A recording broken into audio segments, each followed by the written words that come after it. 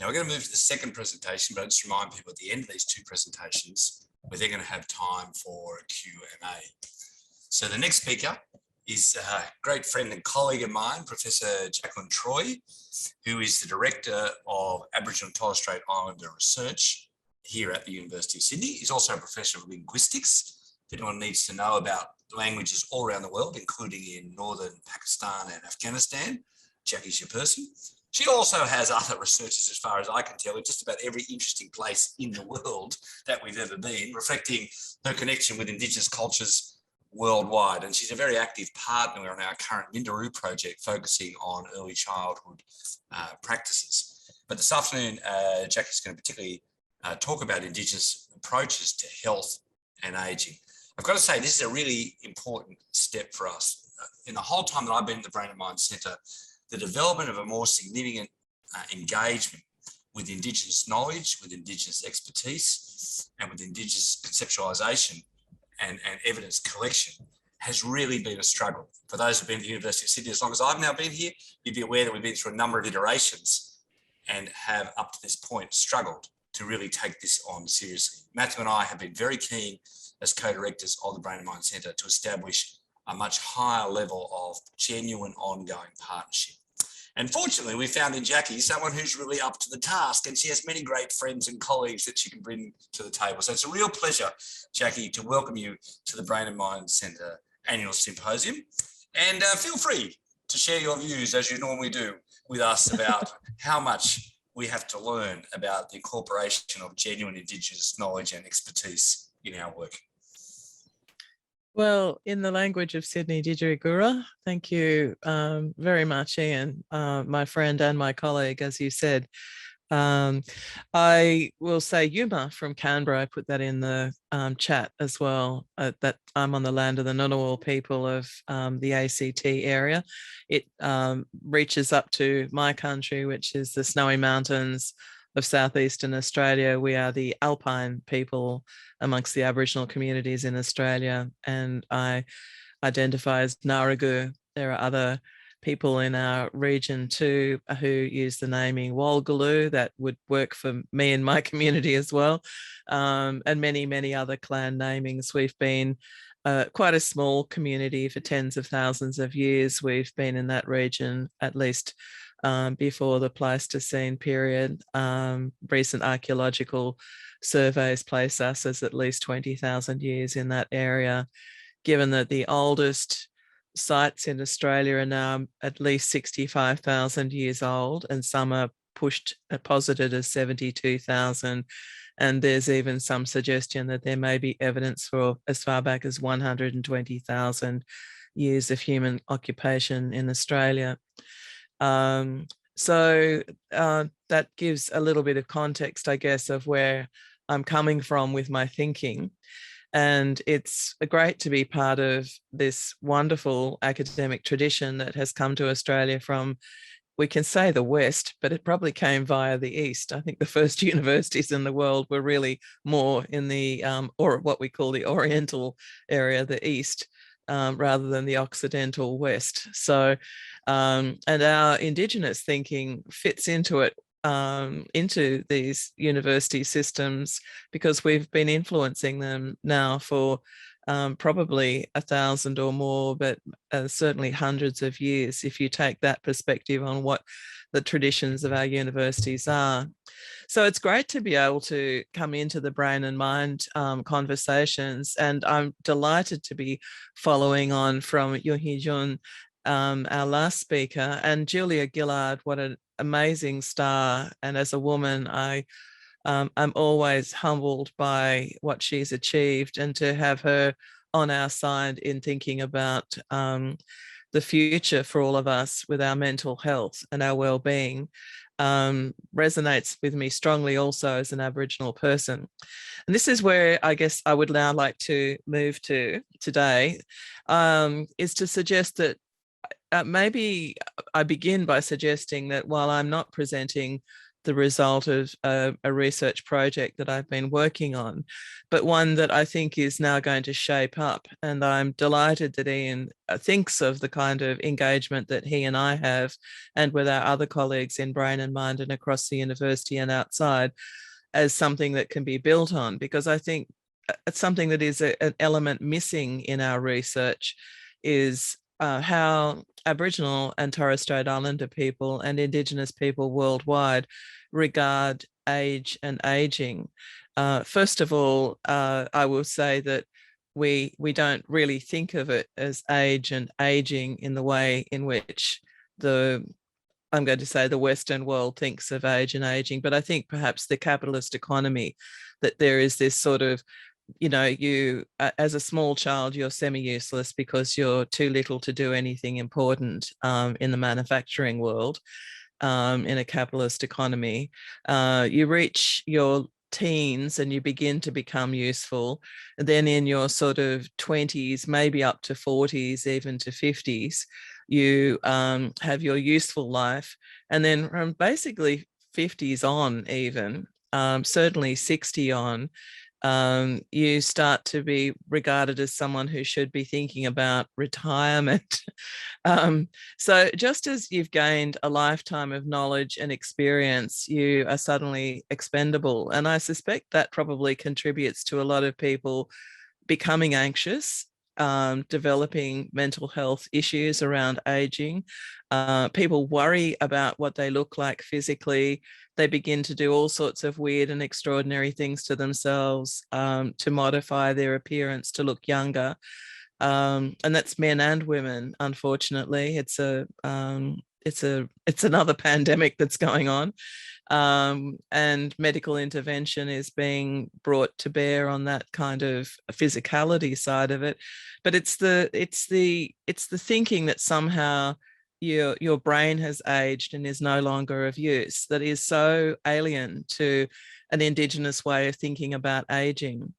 And I really again liked the conversation just then in the last paper about keeping people in the community. From our point of view, there's no option to not have people in our community at all ages, because we treasure and value people all through their life.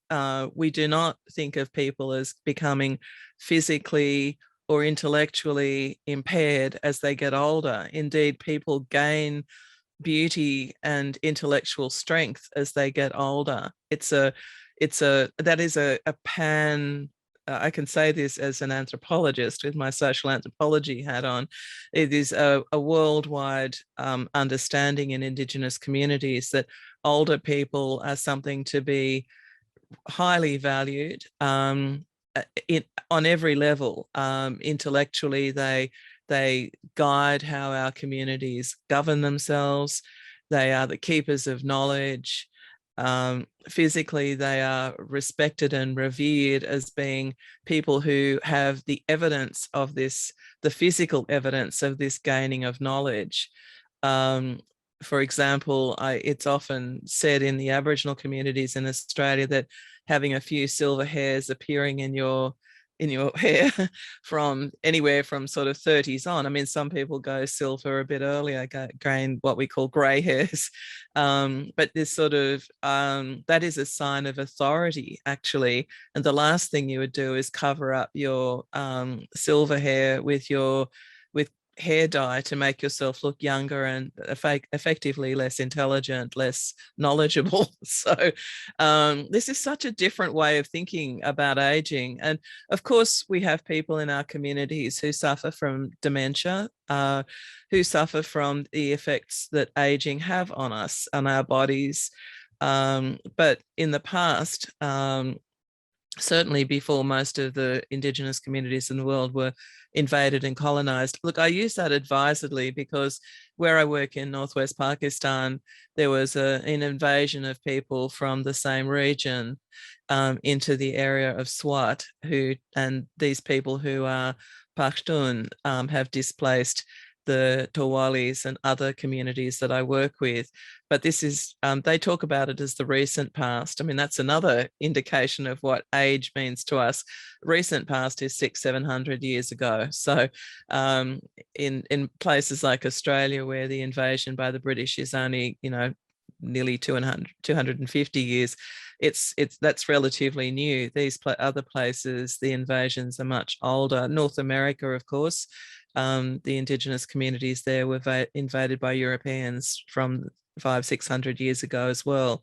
So this kind of change in our communities is something that is, again, very relative. But our foods, our nutrition has changed, and our way of life has changed. We've become generally more sedentary. Again, for the Pashtun people in that area of Afghanistan and northwest Pakistan, their nomadic lifestyle over the last 80 years has actually changed to being much more sedentary, with sedentary lifestyles and more processed manufactured foods. This has a big impact on the health of Indigenous communities. And we do see diseases that are associated with obesity and being sedentary as something that impacts on our aging as well, and the problems of brain aging are compounded by these kinds of lifestyles. However, in general, we don't categorize people as people who have become demented.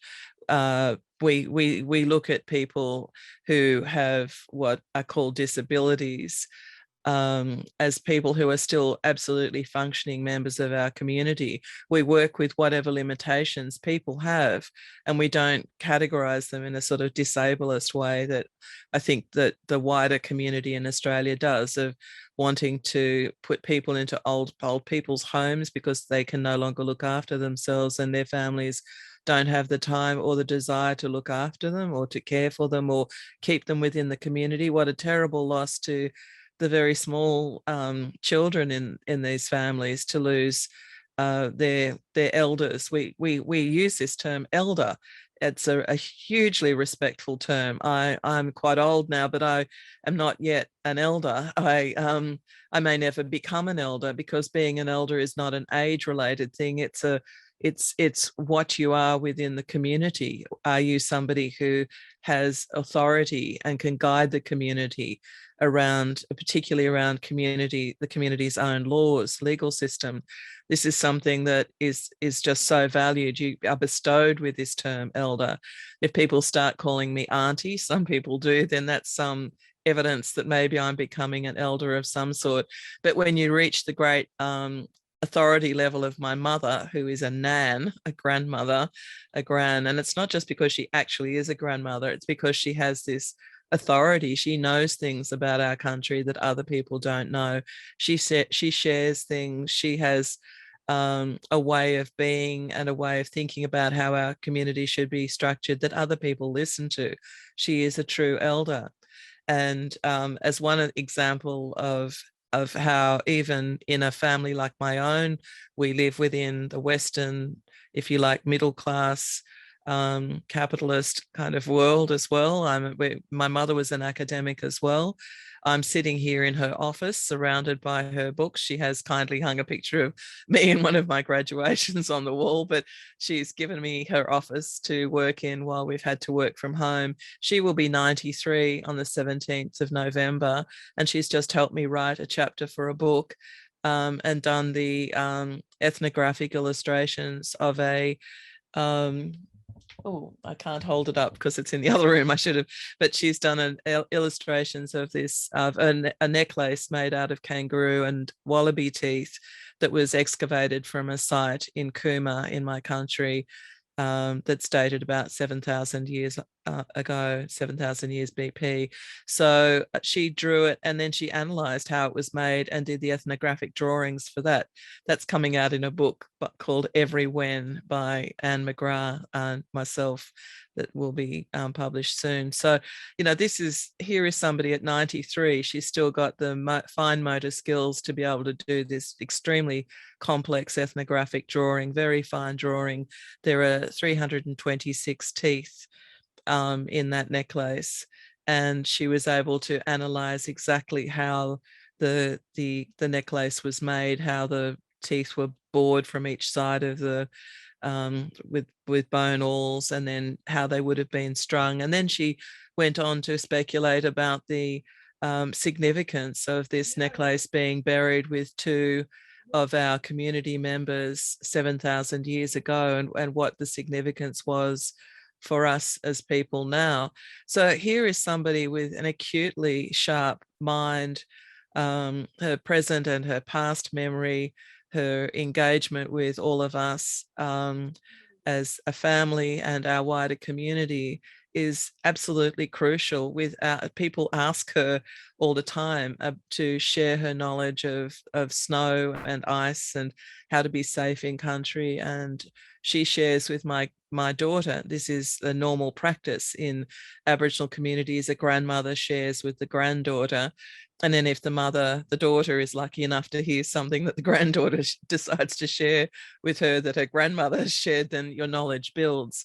Unfortunately, my grandmother did die when I was only 19.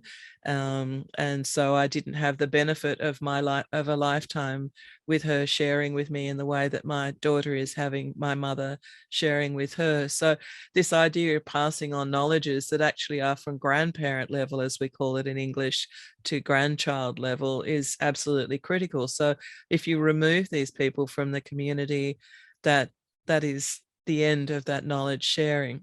So I'm going to finish up at that point so that there's time for everybody to have a discussion. And I would like to offer up that this is definitely something that we can explore further as scientists.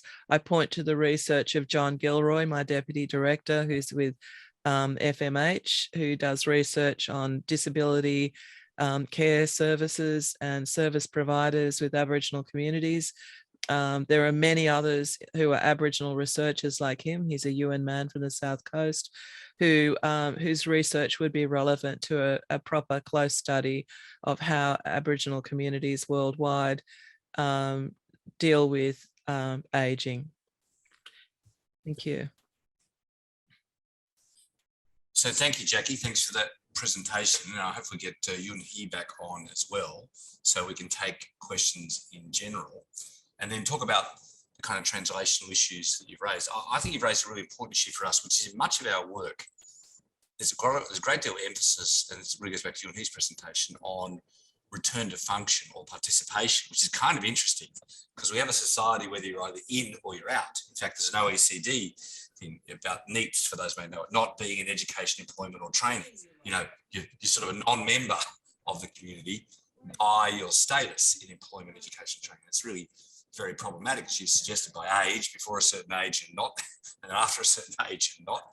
And then if you become ill at a certain sort of point, there's a sort of out bit of the thing. And so one of the issues in those kind of areas, I think goes to you and his work, is how we actually measure kind of impacts of illnesses when they have such societal kind of connotations. I mean, in a lot of the work that I've been tied up with mental health, we have this discussion constantly.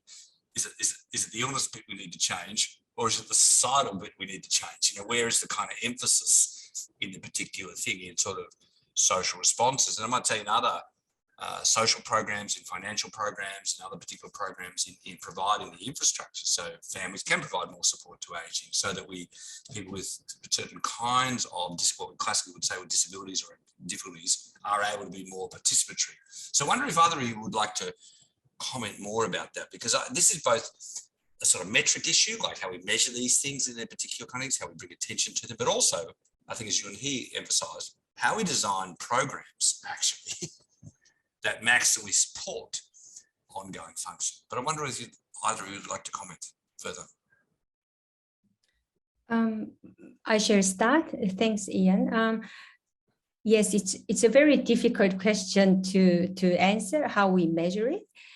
I think it will take time for us to find the measure, but I feel that the emphasis has to be around the fact our society, really values older people and people living with a disability and people living with dementia. Just because someone has dementia, it doesn't, exclude from having opportunities to maintain and improve their independence. So what research has demonstrated, it actually works. We can actually improve and maintain someone's independence by introducing certain measures and interventions and programs. So I guess I ran out of time by the time I reached my final slide, what we need to do. And as I said, we can train workforce individually, but what we really have to do is to design various models of care in different settings so that, when we develop models of care, we really have to work with, people who provide the service, but also who are going to be responsible for overarching, quality assurance. So if I take aged care as an example, we have actually recently put forward an application for partnership grant to introduce this type of rehabilitation program in aged care homes. So again, aged care homes, people often see that as where people go to die rather than where people, thrive or to actually have life that they can enjoy. The average length of stay in aged care homes is about just below 2 years. And people, that's average. A lot of people here, live longer, 3-5 years. And I've met a lot of people. One of my first slides that I've shown is that they're painting, by one of the residents that I interviewed 3 years ago. She has a full, room full of paintings. She never learned to paint before she came into aged care home, but she learned to paint because she suffered from anxiety and depression. And the care home manager offered this opportunity. And that really helped her to actually, stay well while she was living there. So I think it's about finding the right model for the right setting. And that's when we can really bring other resources together and see the outcomes that we want to see.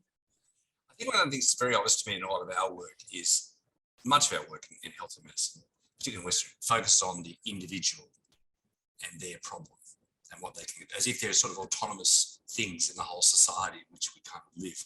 And in much of my work on the National Mental Health Commission and other commissions, the one set up by Florence and Gillard, the biggest complaints come from families and carers to the extent that they are excluded, often from the process of assessment, which is sort of remarkable in one of the areas we're talking, where people obviously have particular cognitive and often emotional behavioural difficulties. And then they're often excluded from key information about the particular thing.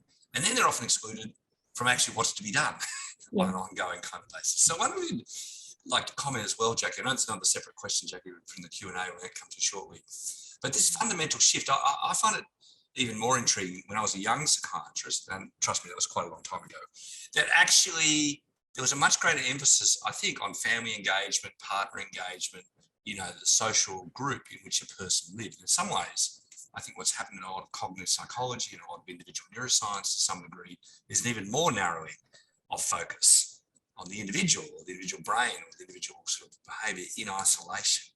It seems to me this is one of the really big challenges that we have across the whole scope, particularly the brain and mind area, the child and youth development area and the ageing area. How do we get back to seeing a person as part of a bigger unit that is really often the object of both assessment and intervention? I think I can probably, in answering this or talking about what you've just raised, could perhaps answer, is it Piumali Unwarana? I'm glad you went for the pronunciation because I apologise here. I was leaving the pronunciation up to Jackie because I know she. Well, I hope I think that's a very good attempt. I hope I've done the right thing there. But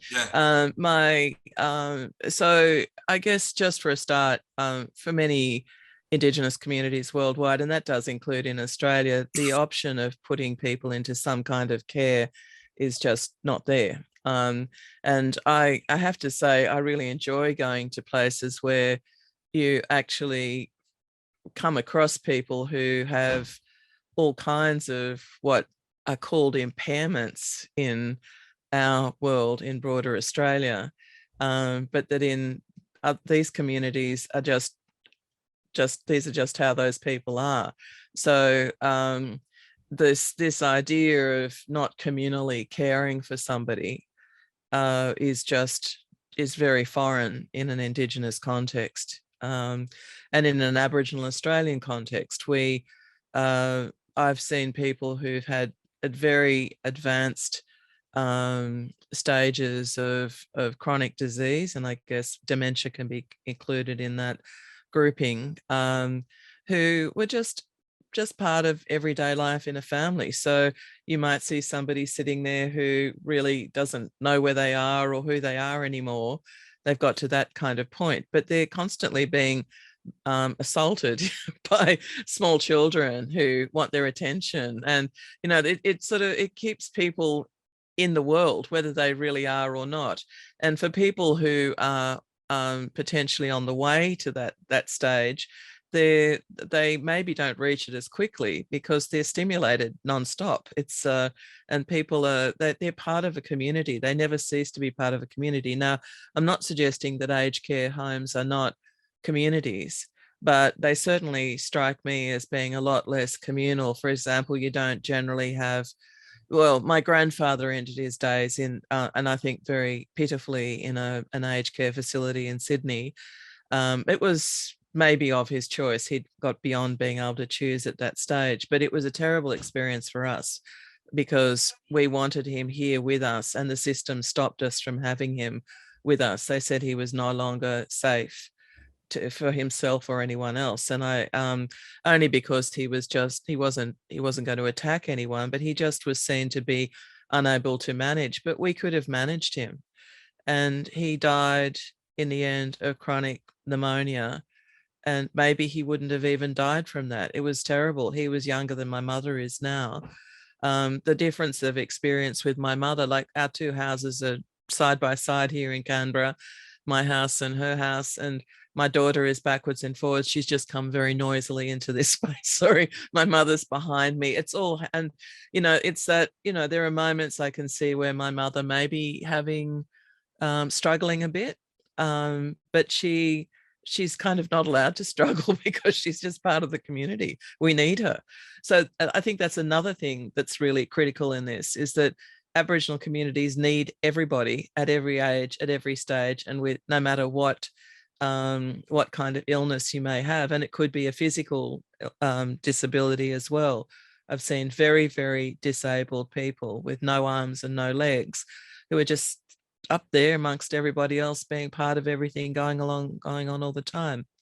So I think that's my point. I see we have a question from one of our younger members of the audience, Emeritus Professor Alan Rosen.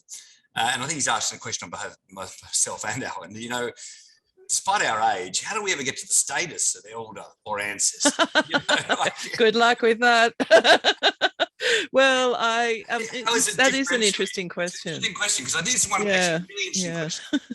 We have so many age-bound ideas. For those who don't know it, I've been told by the university that I've reached preservation age, which is something defined by our superannuation system as a certain. Oh yes, superannuation preservation. Yeah. I'm no more intelligent. I'm just preserved. You know, at this point, you know, I think it's really interesting. We have other kind of really nasty terminologies. I don't know whether I am preserved yet. As distinct from these things that are actually revered. Auntie, as you mentioned, you know, in a particular kind of way being bestowed on an elder, or the idea of wisdom seems to have, you know, in our modern media age, to have got lost. So Jackie, Alan and I need to know, how do you get there? Well, I think it does come back to this transactional stuff. You know, look, you are highly valued by me in many ways, and one of them is transactionally. You know, you are certainly helping Indigenous community members within my extended Indigenous worldwide community and locally to thrive. And that's a thing that an elder does. An elder is somebody who can share wisdom and help you thrive. and help moderate some of the things in community that we don't want to have happen. So they are the people who, you know, in northwest Pakistan, they get together in what's called Jerga, and everybody sits around, and young potential elders come to the fore. So here you are, you're actually too young to be an elder, really, but you show your wisdom, and then people go, maybe. Yes. So you're sort of assessed through your life, and it's a communal assessment. And this is a very natural human way. Okay, Jackie, you might help us here. I think for our AP and D in the future, in the Brain and Mind Centre, in fact, we're discussing this at the university, how to attach value to what people are doing at different stages of their career. And you just raised a critical one, which is sort of mentorship support, supporting the development of the career of others, being a critical one. As a separate time, we have a word for it: chuck a hand back, or a word. We have waves. So there's a term, we call it chuck a hand back. Are you going to chuck a hand back or not? And that people who chuck a hand back, which literally means when someone's about to fall, you reach back and you grab them before they drop. So the chuck a hand back is a really key way of showing your showing your value to the community. And elders do this all the time. They chuck a hand back. Is that from the same language of, you're going to want to? Yeah, that is Aboriginal English. Chuck a hand back is Aboriginal English. Yeah. Well, I think these are the sort of things, I mean, and I say this somewhat seriously, these are the issues where within the Brain and Mind framework, we're looking for kind of these ideas that we can pick up that recognise collaborative effort in certain ways. And I love that one. And particularly in the world we're in, I think for those who've seen the NHMRC Ideas Grant come out in the last 24 hours and other particular things, it's a tough time for people to develop multidisciplinary careers. Just before we leave the session, which we will do shortly, and the organisers are telling me to get off at this stage, I just wanted to go back to the point that's been made by Pumali and I guess you here, which is, you know, there's a great deal of criticism of aged care facilities in our lives, and a sort of easy throwaway thing that families should do otherwise, as distinct from the society in which we live. It's not necessarily that easy, the state of housing, the state of our communities, the way we live, to say everyone can stay at home. There is a really big issue, discuss this with Uniting Care and others, about the quality of aged care facilities. And I think you made a really important point here. There's even things I can still learn when I get that far, perhaps even how to speak a different language. You know, that thing about the quality of care at all stages of life, something we've definitely struggled with in mental health facilities as well. So I'm very glad you made that point. I love the idea that I might even get to learn to do art at some point, not yet. I'd like to really thank Yunhee and Jakelin for their insights. We're going to take a 10-minute break now, and then Leanne Tor will take over to chair the next session with interesting presentations, and I'd encourage people to stay through the afternoon. Just to say finally, Matthew Keenan might not know this, but others will know, Matthew and I share very similar Irish heritages. Jackie has a whole separate take on those who come from the west coast of Ireland and their Indigenous traditions, but that's for another time. We'll see you in 10 minutes' time.